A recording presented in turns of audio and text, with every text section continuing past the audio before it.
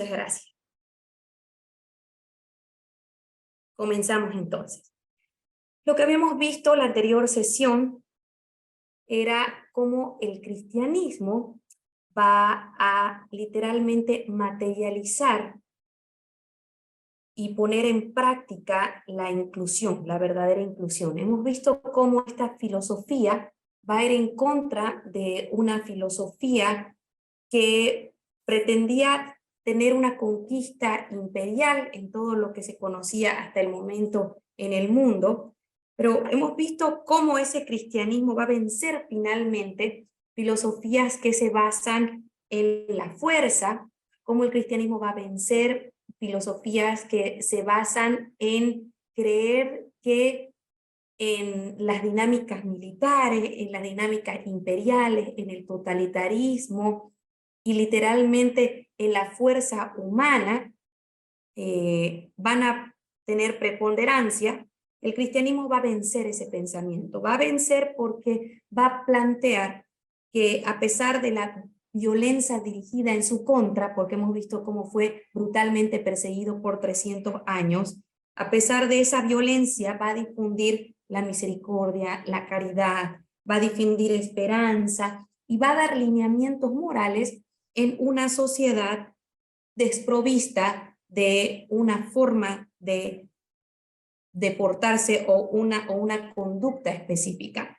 Vamos a ver cómo el cristianismo va a abrir brazos a la gente que no era considerada estratégica en el Imperio Romano, como por ejemplo la gente con discapacidad, las mujeres, cualquier persona que era considerada que era débil y que no tenía fuerza o aportaba militarmente.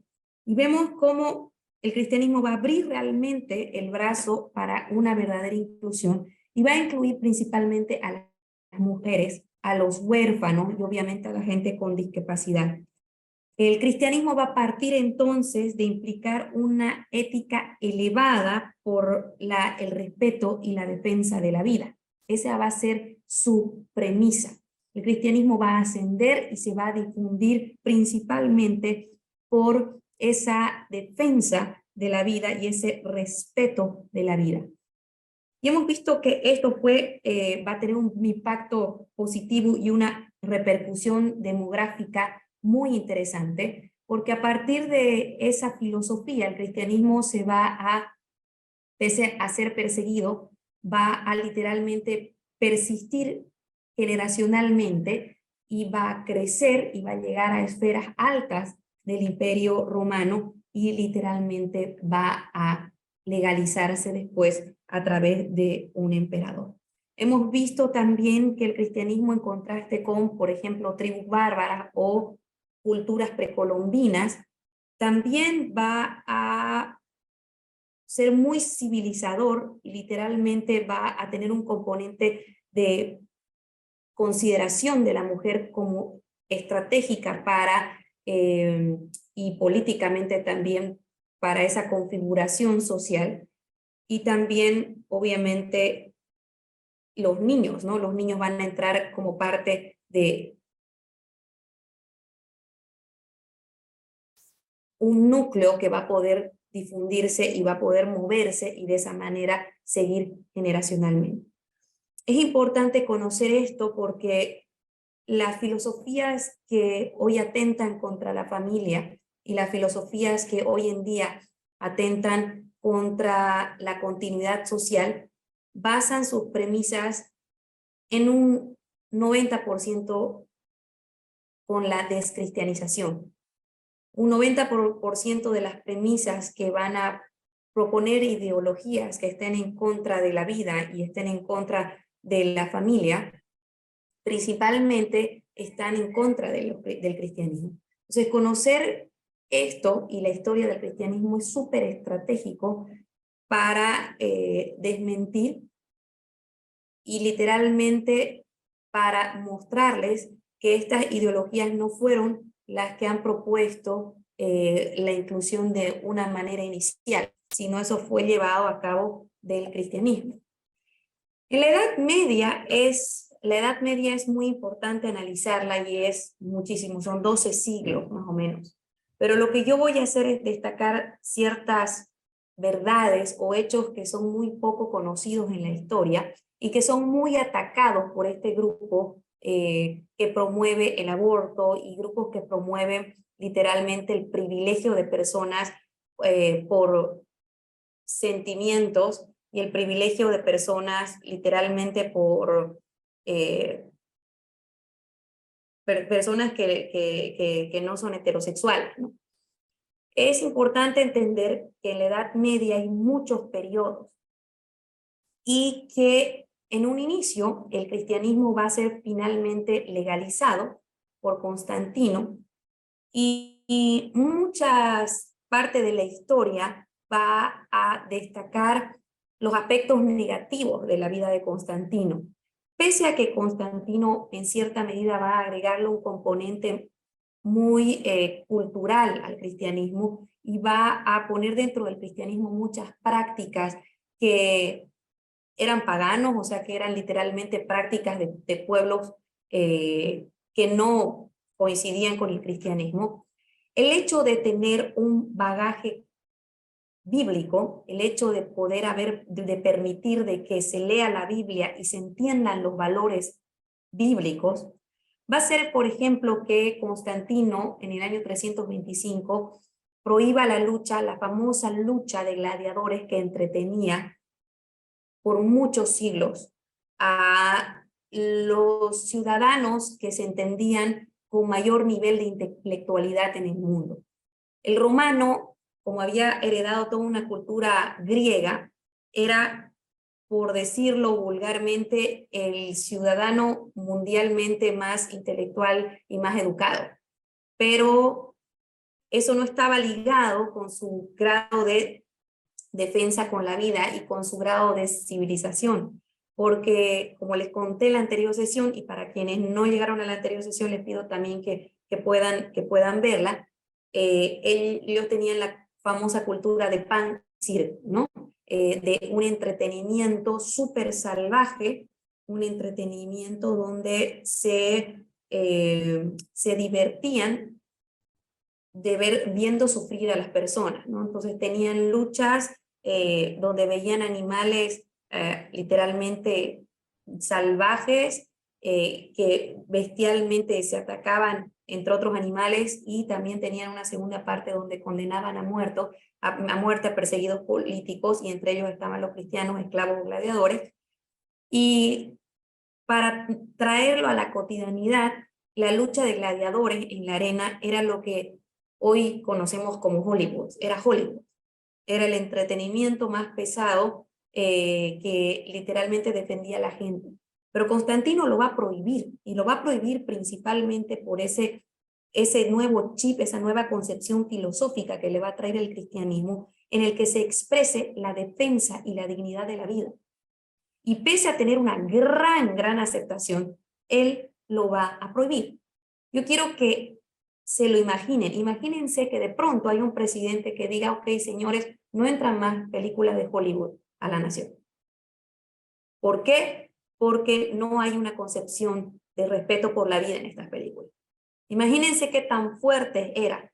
Y esto se produjo en él por esos lineamientos bíblicos que se difundieron por su madre y que él se obligó literalmente él fue obligado prácticamente a aceptar por la gran ya aceptación que tenía el cristianismo dentro de las esferas del imperio.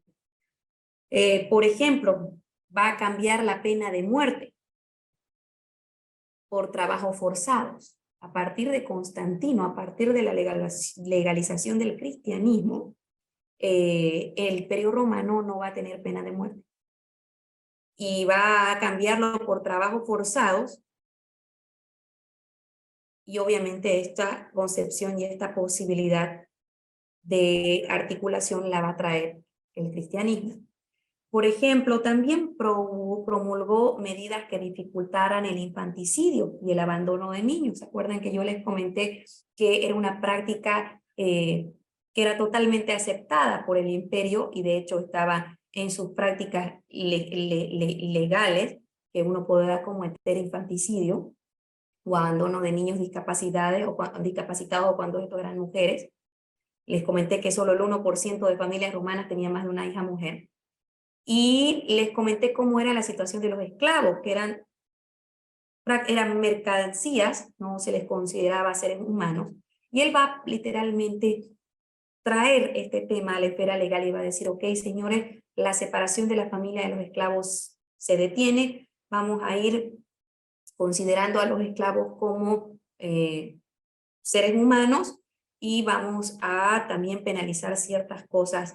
De hecho, lo que hacía era ayudar a las familias para que no aborten y para que puedan seguir cuidando a sus hijos en el seno del imperio. Y de hecho, él hizo esto porque se dio cuenta de que el imperio romano tenía una tasa de natalidad muy baja, entonces tampoco les convenía para sobrevivir como imperio.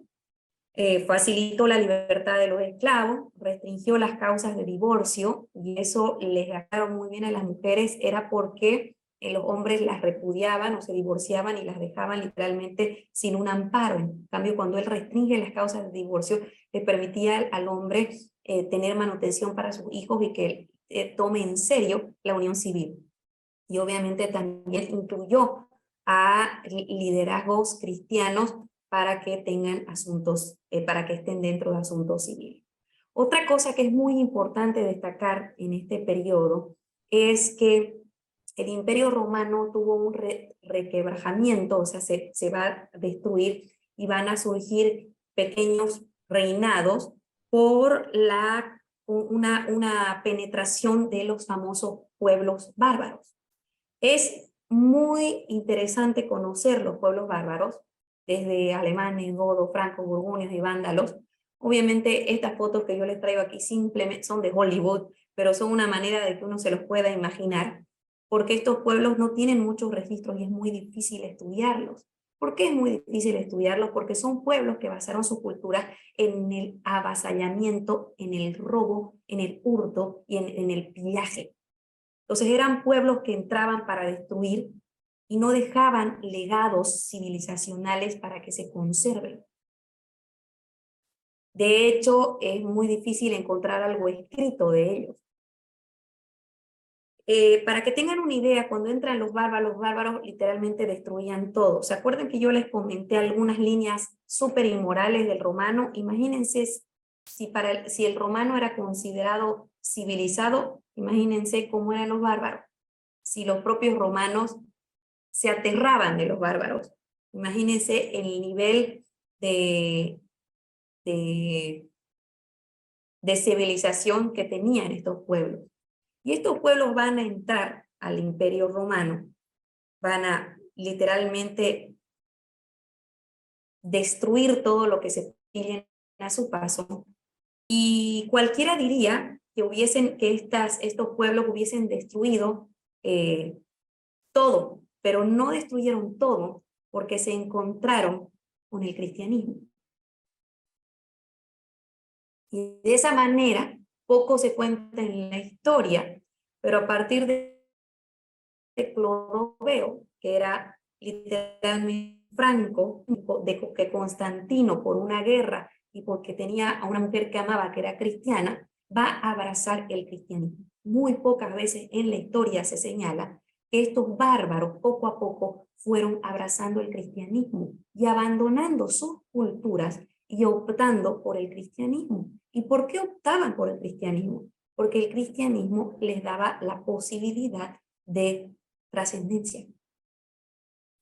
Y pocas veces se narra, por ejemplo, de Clodoveo I, y de cómo él va a abrazar el cristianismo y va a dejar toda una cultura por una nueva filosofía que le ofrecía compasión, que le ofrecía misericordia, y cómo estos valores les convenían para literalmente tener una mentalidad que haga que sus reinados subsistan. Carlomagno, que va a ser un descendiente a partir de un Franco que ya va a llegar a gobernar, un descendiente, podría decir que es un descendiente de los bárbaros. Carlomagno va a aportar en traducciones, creaciones de biblioteca, recuperaciones de artes. Carlomagno va a hacer los famosos asilos y orfanatos. Los asilos y orfanatos y los hospitales van a surgir en la Edad Media por la concepción cristiana. Así que aquellas personas que gocen de profesar ideologías que destruyan la familia y que descristianicen, piénselo muy bien cuando se enfermen antes de ir a un hospital, porque el hospital es producto 100% del cristianismo. Si no hubiese habido cristianismo, por ejemplo, aún las líneas feministas bolivianas son muy atrevidas con el cristianismo de la Edad Media. Entonces sería importante hacerles conocer que cuando se enfermen, pues no vayan a un hospital, porque el hospital es un producto 100% de la Edad Media y responsable por el cristianismo. El Carlomagno va, por ejemplo, prohibir el repudio de los maridos o de los esposos hacia mujeres, pero también va a autorizar el divorcio cuando la mujer esté en peligro de asesinato o cuando el varón le esté llevando a una tierra que ella no quiera ir. Entonces, ¿qué mayor grado de autonomía para una mujer que en la Edad Media? Y si ustedes se fijan, todos los discursos feministas o de agrupaciones LGTB van a atacar a la iglesia en la Edad Media. Pero si hay una línea en la Edad Media que ha defendido a la familia, va a ser literalmente estas instituciones que se van a crear ahí, que van a defender mucho a la mujer, a la familia y a los niños. Va a proliferar, como les dije, hospitales y leproserías. En la Edad Media, los famosos islotes del saber, que son los monasterios, van a permitir que exista una continuidad cultural. Si no hubiesen sido por los monasterios, no hubiese quedado legados de intelectuales. En los monasterios se escondió literalmente millones de artes y millones de libros. Y en los monasterios se continuó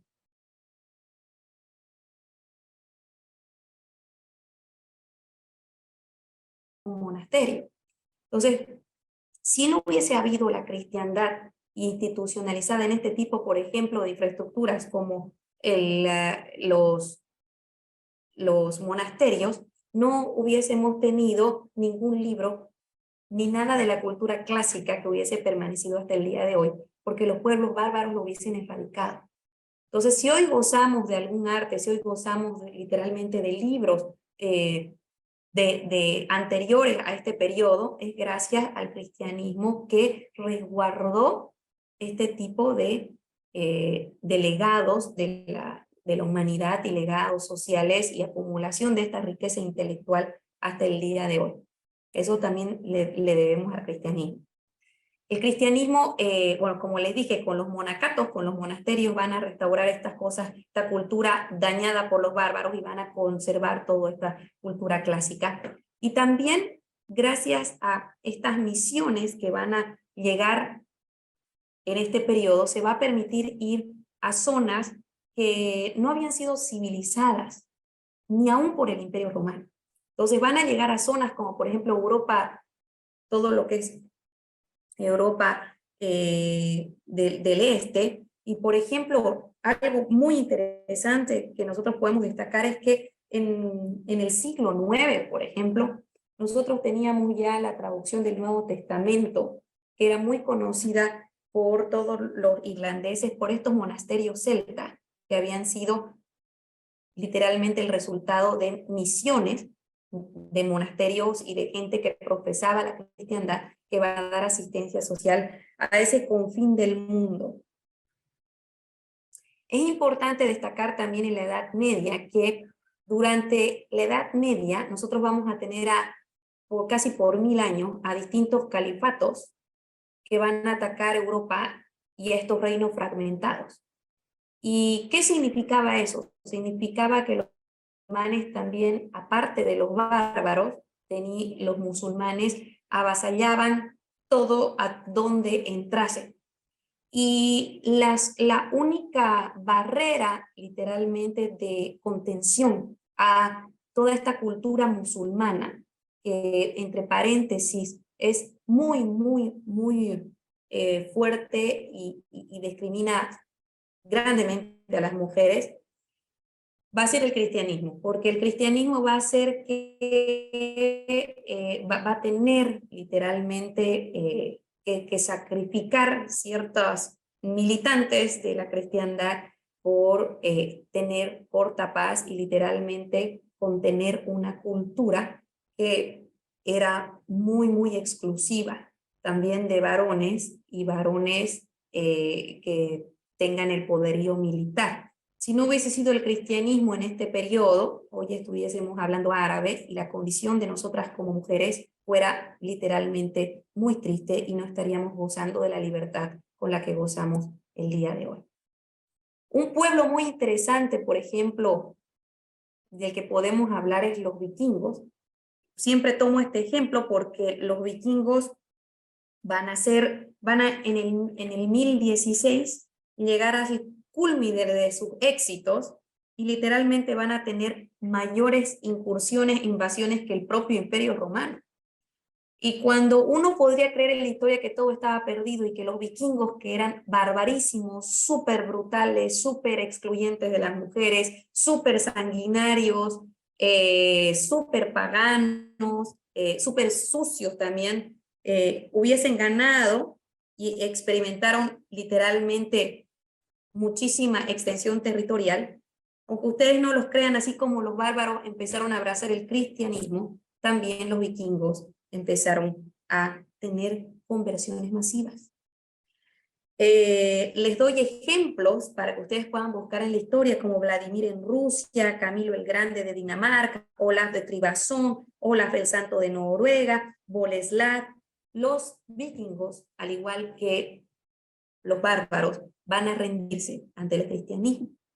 ¿Y por qué van a rendirse si tenían culturas tan fuertes? Porque el cristianismo literalmente les va a ofrecer valores que la humanidad necesita. Valores que literalmente son necesarios para la continuidad de la humanidad. ¿Por qué es importante saber esto? Porque hoy nosotros enfrentamos todo este tipo de ideologías y filosofías que son muy relativistas. Y el relativismo moral que viene con todo este pensamiento de modernidad hace que uno crea que todos los valores tienen el mismo resultado, que todos los valores son iguales. Por eso hay un relativismo moral. ¿Qué significa un relativismo moral? Que todos los valores tienen el mismo valor. Y eso implica que uno crea de que todas tus acciones tienen los mismos resultados. Pero la moralidad, los absolutos morales bíblicos, exponen una jerarquía de valores y proponen a la sociedad resultados diferentes. No todo lo que yo hago tiene el mismo resultado. Hay cosas que yo hago que trascienden y hay cosas que yo hago que hacen daño. Proponer una moral no relativa, sino que la sociedad se rija bajo morales absolutos, es proponer literalmente que la sociedad sea responsable de sus actos. El relativismo moral lo que hace es dejar las conciencias tranquilas porque te dice que no importa lo que uno haga, los resultados son los mismos. Pero cuando hay una jerarquía de valores y hay una escala moral de valores, uno es responsable de sus actos porque uno evalúa que no todo lo que yo hago puede beneficiar. Y eso ofreció el cristianismo. Algo que es importantísimo saber es que el cristianismo, por ejemplo, en la Edad Media, va a santificar la maternidad. Va a ser tan loable la maternidad y por eso a partir de la Edad Media van a surgir muchas figuras bíblicas y muchas mujeres que van a ser santificadas y dentro de ellas van a haber un montón de mártires. Para la línea protestante, por ejemplo, la línea protestante no venera a estas figuras, pero es interesante analizar que dentro de la Edad Media va a surgir una exponencial cantidad de mujeres como mártires o figuras bíblicas que son santificadas. De ahí el profundo respeto hacia la mujer en la Edad Media. Cuando uno va a ver los posts, especialmente en Bolivia, de grupos feministas radicales, critican supuestamente la opresión de la mujer en la Edad Media, y eso obviamente es cometer profundos niveles de errores intelectuales y de desconocimiento de la historia. En la Edad Media la Iglesia va a crear el matrimonio, y a diferencia de lo que se piensa, el matrimonio va a proteger a las mujeres, porque el matrimonio literalmente en su regularización va a incluir de que la mujer, por ejemplo, pueda escoger a su cónyuge y de que una vez se casen, se publiquen para evitar literalmente matrimonios clandestinos, o sea, que la mujer tenga una pareja que no sea fiel o que ya esté casado con otro. Literalmente va a demandar una obligación de fidelidad mutua, no solamente legal, no solamente por la mujer al hombre, sino del hombre hacia la mujer también. Y esa regulación de matrimonio permitía también tener bases legales para el cuidado de los niños y también el establecer una edad mínima para el casamiento. Esto hacía de que las niñas muy pequeñas no puedan casarse todavía. A pesar de que habían todas esas reglas del matrimonio, también habían regulaciones sobre la nulidad de los matrimonios. Esto era, por ejemplo, en caso de que se evidencie que la mujer sufría violencia, o un secuestro, o un matrimonio clandestino. Entonces, había una serie de legalidades bajo el matrimonio, y les invito a estudiar el matrimonio en la Edad Media, donde realmente se protegía mucho a los más débiles, a la mujer y a los niños. Es muy importante destacar que, por ejemplo, para el 1503, cuando ustedes saben que España va a llegar, por ejemplo, a América para el 1492, pero para el 1503 Isabel la Católica va a fomentar los matrimonios mixtos. ¿Eso qué implicaba? Que daba la misma dignidad a la mujer europea como a la mujer nativa de América, y que no había el supuesto racismo, porque más bien fomentaba la posibilidad de casar españoles con mujeres nativas. Es importante conocer también en este periodo algunas verdades sobre la llegada de España a América. A partir de 1492 surgen en la historia muchas leyendas negras, o sea, muchas partes de la historia contadas a media o manipuladas para que tienen como objeto la descristianización.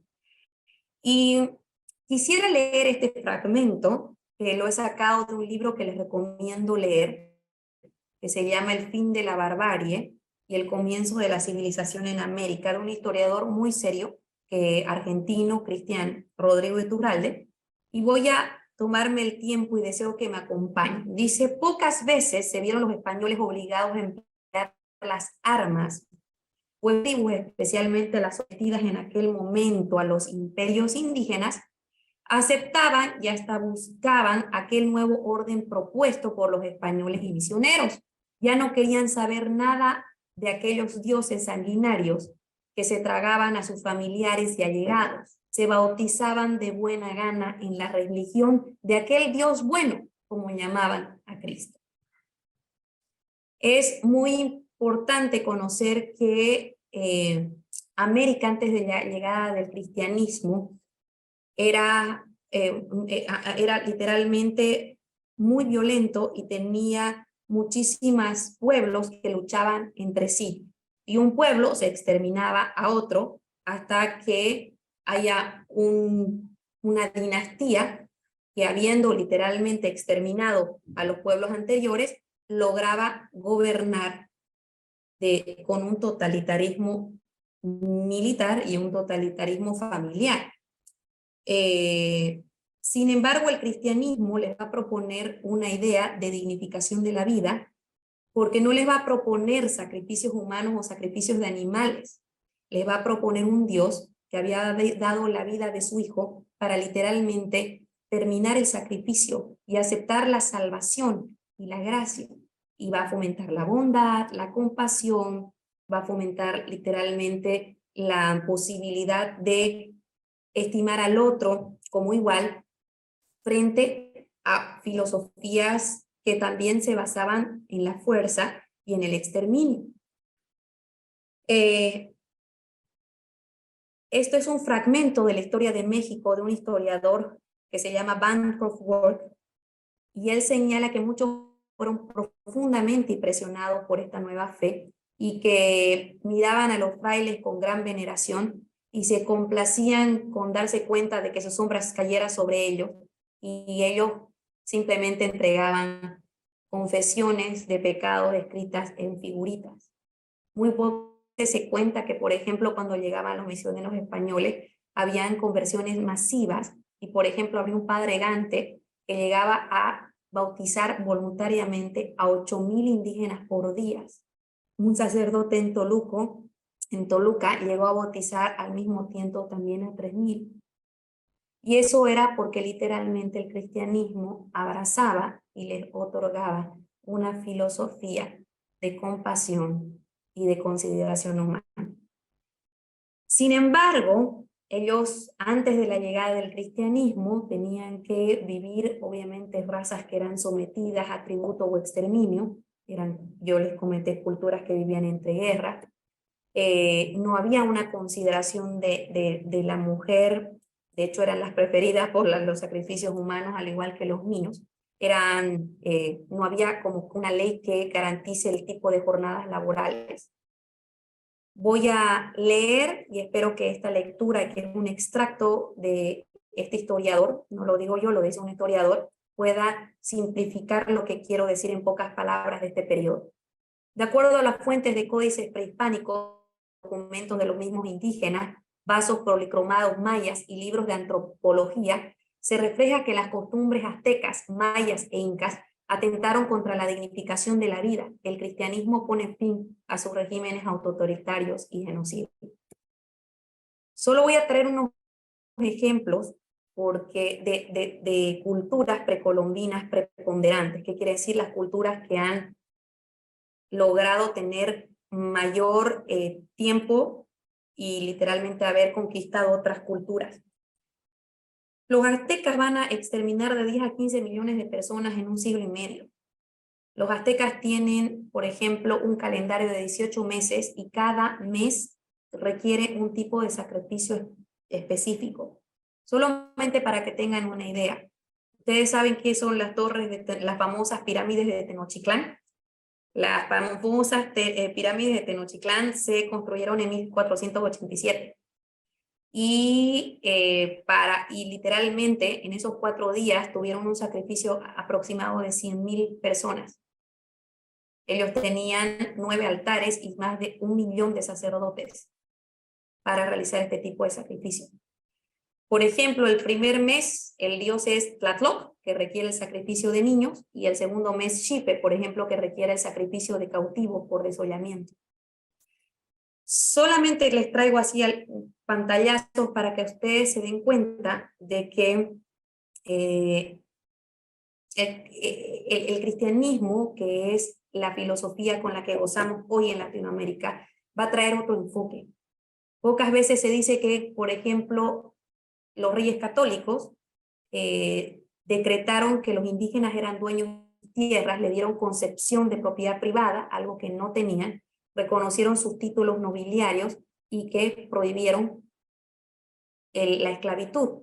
Yo les invito a que lean, por ejemplo, las leyes de Burgos, las leyes de Indias, las leyes de Valladolid, que son documentos donde literalmente reconocen propiedad privada, protegen a las mujeres, protegen a los indígenas y dan esa concepción de respeto por la vida. ¿Qué quiero decir con todo esto? Que si hubo abusos, porque evidentemente ha habido también, es parte de la naturaleza humana sin limitaciones, fue al margen de la ley. Y la ley surge por esta conciencia de riqueza que bien da el cristianismo.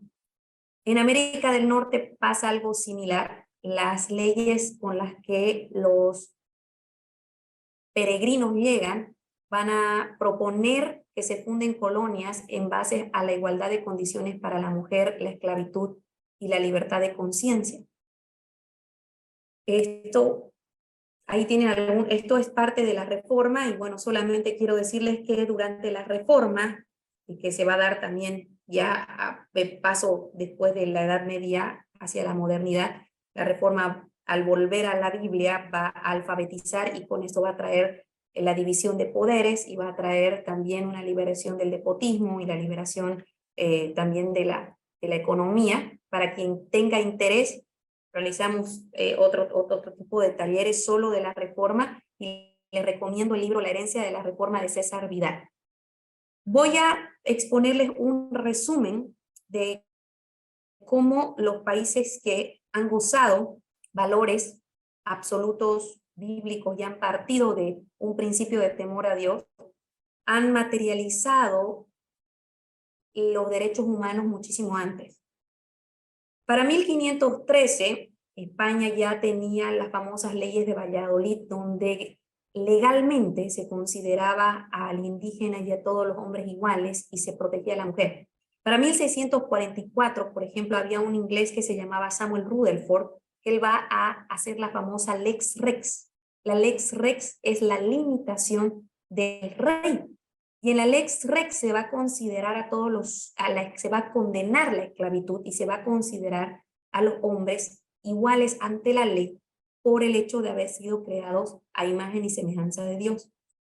La Lex Rex, por ejemplo, va a inspirar que la Carta de Derechos de Declaración de 1689, el famoso Bill of Rights de Inglaterra, y va a inspirar a John Locke, y John Locke va a inspirar a otros estrategas para que se haga la Declaración de Independencia de Estados Unidos para 1776. Sin embargo, países como por ejemplo Francia, que va a tratar de incluir recién para 1789 en su famosa Revolución Francesa los derechos del ciudadano, no los va a literalmente materializar. La Revolución Francesa va a partir de la descristianización, o sea, va a partir de descristianizar y va a partir en tratar de hacer derechos del ciudadano y de la ciudadana, literalmente a partir de una revolución violenta y a partir de la razón del hombre y no la Biblia.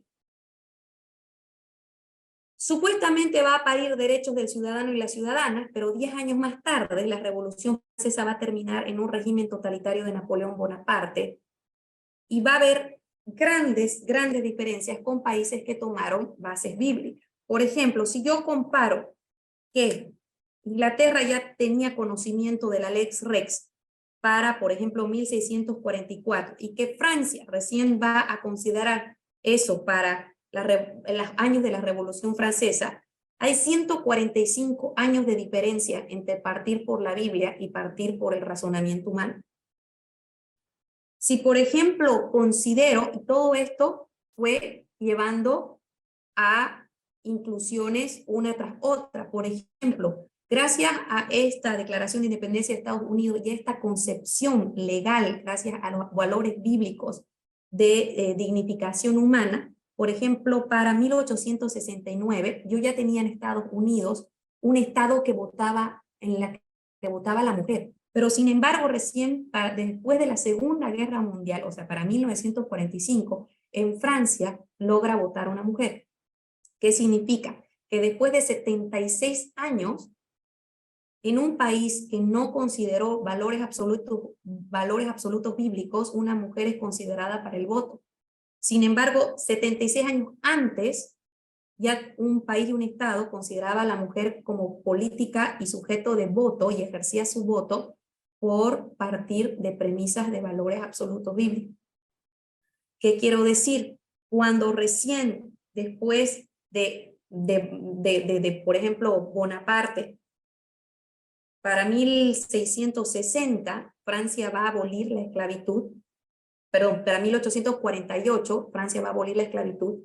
Sin embargo, yo tengo para 1688 ya en Inglaterra, perdón, en Estados Unidos, movimientos cuáqueros que pedían la abolición de esclavitud. O sea, hay 160 años de diferencia entre movimientos que van a surgir promoviendo estas inclusiones versus movimientos que surgen partiendo de la descristianización y de solo la consideración del razonamiento humano. Por eso, por ejemplo, para 1807 ya Inglaterra va a abolir el tráfico de personas, Francia recién en 1848, y las personas que van a militar para la abolición de la esclavitud van a ser protestantes, que van a llevar a la arena legal esto, que están muy ligados a sus tareas y a liderazgos gubernamentales dentro de la iglesia. Lo que sigue en la modernidad va a estar configurado por muchos liderazgos de gente comprometida con valores bíblicos. Y todos estos nombres que ustedes ven acá, George Whitefield, John Wesley, Charles Finney, William Carey, Charles Spurgeon, William Booth, van a ser personas que van a traer literalmente desde artes, letras, música, medicina, deporte, alimento, higiene y unidad familiar, y van a traer ese componente de asistencia social que va a difundirse a lo largo del mundo y se va a difundir a través de las misiones protestantes. Hoy en día hay muchos estudios que ligan avances económicos en los países y avances de democracia ligados a la recepción de misioneros protestantes. Países que no han gozado de misioneros protestantes y países que han heredado simplemente la consideración de derechos a partir de la Revolución Francesa, son países que han vivido regímenes totalitarios y tienen gran pobreza. Sé que Estados Unidos, por ejemplo, hoy es muy diferente, pero Estados Unidos, gracias a esas bases bíblicas en sus declaraciones de independencia hasta el día de hoy, no han tenido golpes de Estado ni regímenes totalitarios de izquierda. En cambio, países que literalmente han gozado todos estos pensamientos de descristianización y han tratado de incluir a los derechos humanos, pero sin valores, sin principios bíblicos, han tenido muchísimos liderazgos totalitarios y liderazgos extremistas. Así que los dejo acá. Un estudio que pueden leer que es muy interesante es el de Robert Woodbury. Robert Woodbury es un señor que ha viajado por todas partes del mundo y ha propuesto una tesis en la que señala que los países que han recibido la cristianización, que han heredado la reforma protestante y que han basado sus principios en la Biblia, son países que han sido mucho más ricos y mucho más estables democráticamente que aquellos países que han literalmente descristianizado o han pujado para erradicar la Biblia o sacar la Biblia de su sociedad. Voy a pasarles con Gabriel, que les va a explicar en la práctica qué podemos hacer, y espero que esto les haya dado como un pantallazo para derribar algunas leyendas y derribar algunos fundamentos que no coinciden o no son coherentes históricamente, que defienden la destrucción de la familia y la vida versus la compasión y la verdadera inclusión que ha traído el cristianismo. Les agradezco y les paso con Gabriel rápidamente, les va a sentar todo esto. la realidad hoy y les pido unos 6 minutitos más de su atención. Gracias. No.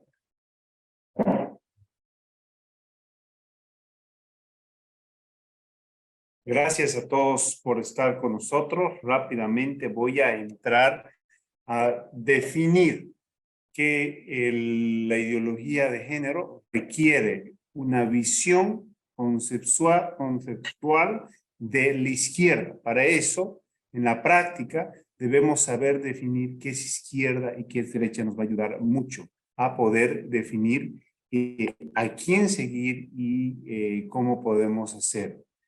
Por ejemplo, vamos con algunos temas. Económicamente sabemos muy claramente la diferencia entre izquierda y derecha. La izquierda regula precios, la derecha no interviene el mercado, o sea, busca soluciones de cooperación social. El mercado es un lugar donde los individuos cooperamos voluntariamente socialmente. O sea, yo necesito lentes, alguien me los vende, me está cooperando y yo le estoy dando algo que él quiere. Crea soluciones estatales, la izquierda, como empresas estatales, ministerios, etcétera. Sin embargo, la derecha deja que el sector privado decida su futuro. La izquierda apunta a altos impuestos para crear una hamaca de sostén social. Sin embargo, la derecha solamente establece tasas nominales para el funcionamiento efectivo del Estado.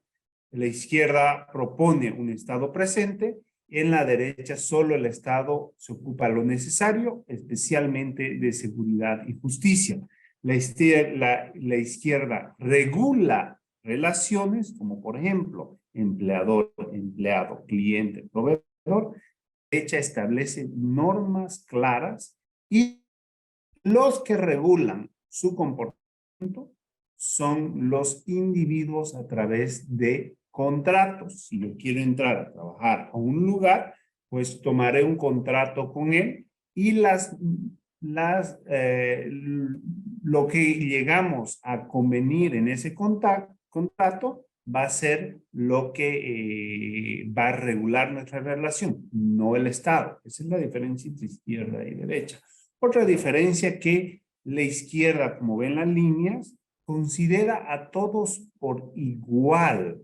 Considera que todos debemos tener el mismo resultado, por lo tanto, no hace jerarquías. Quiere establecer solamente sociedades igualitarias. Por eso hablamos de este término, todos por igual. Sin embargo, establece sociedades que reconocen jerarquías de autoridad. Por ejemplo, el padre y la madre que tienen autoridad sobre sus hijos. El dueño de una empresa que tiene autoridad sobre sus trabajadores con una relación voluntaria de intercambios voluntarios. Pero el dueño al final de la fábrica, de la empresa, es el que recibe la ganancia de esa actividad. Entonces, la derecha establece jerarquías como las jerarquías de los valores. Sin embargo, la izquierda dice, la única verdad es tu verdad y no necesitamos establecer jerarquías de valores absolutos. Entonces, es una diferencia filosófica muy importante. Algunos otros temas, la izquierda prohíbe el uso de armas en todos los regímenes totalitarios del mundo. Hay una prohibición muy fuerte de armas. Sin embargo, los regímenes libres del mundo hay la libre portación de armas. Recientemente hablabas, Marbelia, de Estados Unidos. Es el país per cápita con mayor cantidad de armas. La izquierda promueve la posverdad, es decir, ya no existe la verdad, ya no existe la jerarquía de valores. La derecha promueve los valores absolutos. Es decir, por ejemplo, respetar a nuestros mayores es un valor absoluto. En la izquierda ya la edad ni siquiera es algo fijo, absoluto, sino que yo me puedo autoidentificar como una niña de 5 años. La izquierda establece el Estado entendido como el poder político, como ente regulador de nuestras vidas. La derecha establece la república, entendiendo, como decíamos en la anterior clase, que el hombre es malo y siempre hay la tentación autoritaria. Por lo tanto, debemos separar los poderes para evitar que la tentación autoritaria se dé, estableciendo una justicia clara. Por ejemplo, la izquierda no existe trascendencia, en cambio en la derecha predicamos sobre Dios, vida y familia.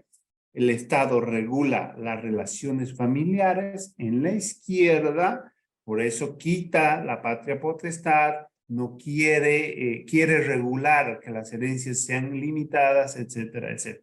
En la derecha, como puse aquí, promueve la patria potestad, promueve que las herencias se puedan dar a los hijos de manera más fácil, promueve la libre adopción de personas, estableciendo vínculos familiares fuertes.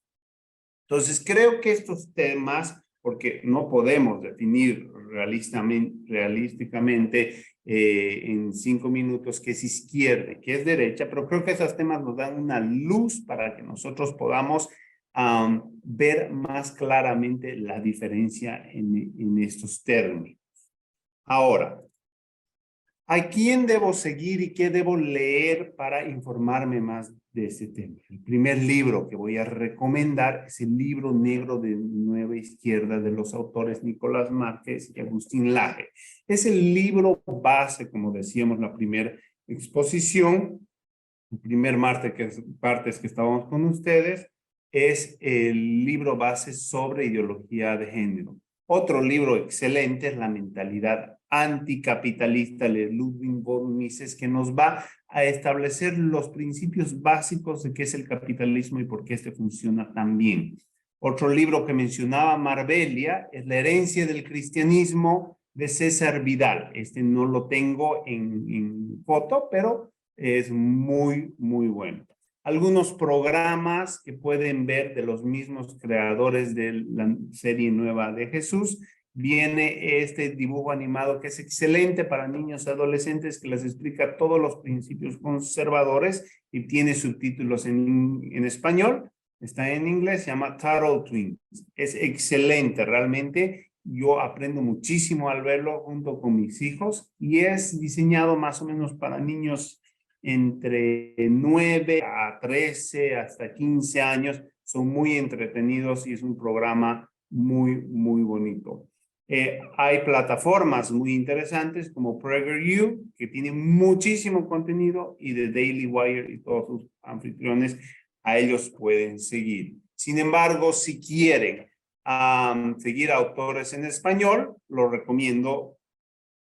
Autores que defienden la vida, los recomiendo mucho a Nicolás Márquez, a Agustín Laje en todas sus plataformas y su nuevo libro, La batalla cultural, y obviamente el representante de la derecha argentina, Javier Milei. Otros autores muy interesantes son Horacio, del cual hemos hablado hoy día con el tema de la investigación del libro del fin de la barbarie, que Marmelia mencionaba, que explica ampliamente. Perdón, me confundí. Horacio es otro autor que es muy bueno, que defiende la cristiandad. Jonathan Ramos es un filósofo que estaba aquí en Bolivia, y María Galindo decidió no debatir con él al último momento. La página muy bien diseñada de Pablo Muñoz y Torreta nos da muchos elementos para poder analizar el tema de la ideología de género. Otros autores ya mencionados anteriormente, César Vidal, y sus 2 libros que recomendamos para este tema, La herencia del cristianismo y El libro de la reforma. Sarah Winter, la ex feminista más famosa de España, de Brasil, perdón, y Mamela Fiallo. Y cómo no terminar con esos 2 titanes pro vida, Jordan Peterson y Dennis Prager, el fundador de PragerU. Yo sé que he sido muy rápido, pero quería darles muchos elementos para que ustedes puedan anotar algunos de estos nombres y repasar en el video y poderlos seguir. Muchas gracias por su exposición. Creo que...